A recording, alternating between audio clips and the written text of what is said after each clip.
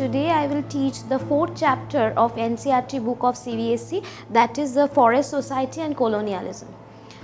Students, between 1775 to 1990, large areas of forests were cleared for industrial uses, cultivation, for pastures and fuelwood. Large areas of forests were cleared during this period of time. Okay, so what is deforestation? We all know. Deforestation is a reckless cutting down of trees. So why this deforestation procedure was followed during this period, that we will see in this chapter. Okay, so the first reason was why deforestation. The first reason is increase in demand of food with increase in population. There was a huge increase in population during this period of time, and so for meeting the demand of this population, large amount of supply of food was required, and in order to produce this food, forest areas need to be cleared to give way to agricultural cultivation. Okay, this is the first reason. Second reason was that British encouraged production of commercial crops like jute, sugar, cotton. Why? Because that was all very much advantageous for the British.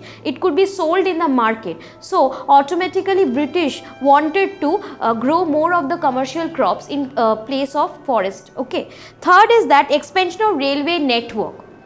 Railway network was required because British at that time engaged in trade, and in order to carry out trade it was required to cover large distances through railways, and that's why wood was required to serve as fuel for railway. Okay, and the fourth reason is that forests were cleared to give way to tea and coffee plantation at that time, because in Europe there was a huge demand of tea and coffee at that time, and therefore the British thought that it would be very much advantageous if they grow tea and coffee at that time, so that they could export it in European market. Okay, so British were worried by the use of forest by local people, but local people were using the forest because those were the people who took care of the forest, and they also made their livelihood through the forest products. But the British were worried by the use of forest by the local people. So what British did? British invited a German expert whose name was Dietrich Brandis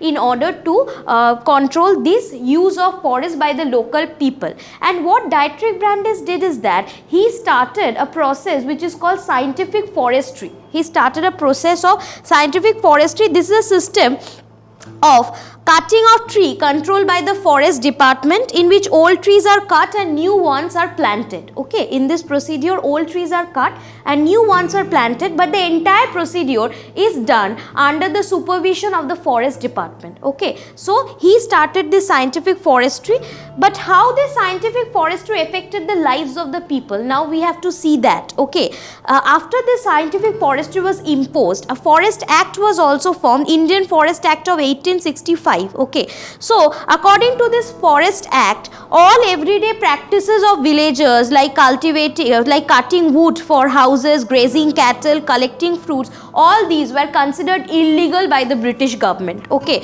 they considered this use of forest by the local people for their everyday uses as illegal. And shifting cultivation was also practiced at that time. What is shifting cultivation? It is a process in which parts of forest are cut and burnt in rotation. But this shifting cultivation was also banned by British because they considered that shifting cultivation was regarded as a practice which was harmful for the forest, and later the forest could not be used for the production of timber. That's why the government banned this shifting cultivation process. But under colonial rule, the scale of hunting increased to such an extent that various species became almost extinct, and British saw large animals as a sign of wild, primitive and savage society. They believed that by killing dangerous animals like tigers, wolves and other large animals on the ground, that they posed a threat to the cultivator. So British believed that killing of these wild animals was not a crime because it was considered as a sign of wilderness. So the British government permitted the forest people to kill these wild animals. Thank you.